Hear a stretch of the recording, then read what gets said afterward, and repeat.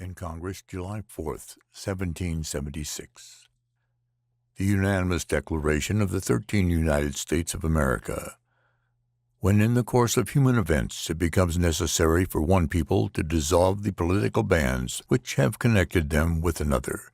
and to assume among the powers of the earth the separate and equal station to which the laws of nature and nature's God entitle them,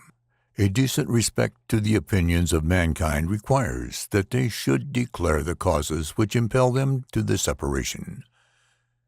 We hold these truths to be self-evident, that all men are created equal, that they are endowed by their Creator with certain unalienable rights, and among these are life, liberty, and the pursuit of happiness, that to secure these rights governments are instituted among men, deriving their just powers from the consent of the governed, that whenever any form of government becomes destructive of these ends, it is the right of the people to alter or to abolish it, and to institute new government, laying its foundation on such principles and organizing its powers in such form as to them shall seem most likely to affect their safety and happiness. Prudence, indeed, will dictate that government long established should not be changed for light and transient causes, and accordingly all experience hath shown that mankind are more disposed to suffer, while evils are sufferable, than to right themselves by abolishing the forms to which they are accustomed. But when a long train of abuses and usurpations, pursuing invariably the same object, evinces a design to reduce them under absolute despotism, it is their right, it is their duty,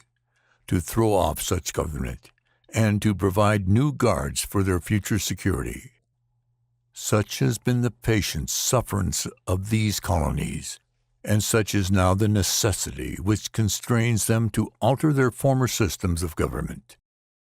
The history of the present King of Great Britain is a history of repeated injuries and usurpations, all having a direct object the establishment of an absolute tyranny over the world. He has refused his assent to laws, the most wholesome and necessary for the public good. He has forbidden his government to pass laws of immediate and pressing importance, unless suspended in their operation till his assent should be obtained, and when so suspended, he has utterly neglected to attend to them. He has refused to pass other laws for the accommodation of large districts of people, unless those people would relinquish the right of representation in the legislature, a right inestimable to them and formidable to tyrants only. He has called together legislative bodies at places unusual, uncomfortable, and distant from the depository of their public records, for the sole purpose of fatiguing them into compliance with his measures. He has dissolved representative houses repeatedly for opposing with manly firmness his invasions on the rights of the people. He has refused for a long time, after such dissolutions, to cause others to be elected,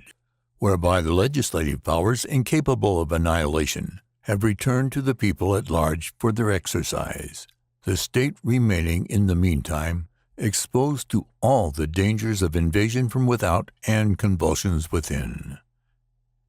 He has endeavored to prevent the population of these states for that purpose, obstructing the laws of naturalization of foreigners, refusing to pass laws of naturalization of foreigners,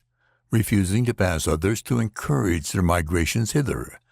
and raising the conditions of new appropriations of lands. He has obstructed the administration of justice by refusing his assent to laws for establishing judiciary powers.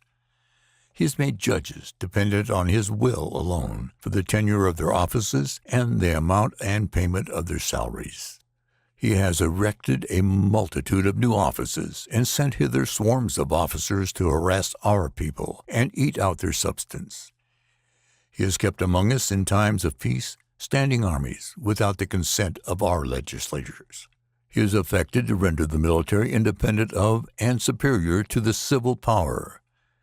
He has combined with others to subject us to a jurisdiction foreign to our Constitution and unacknowledged by our laws, giving his assent to their acts of pretended legislation,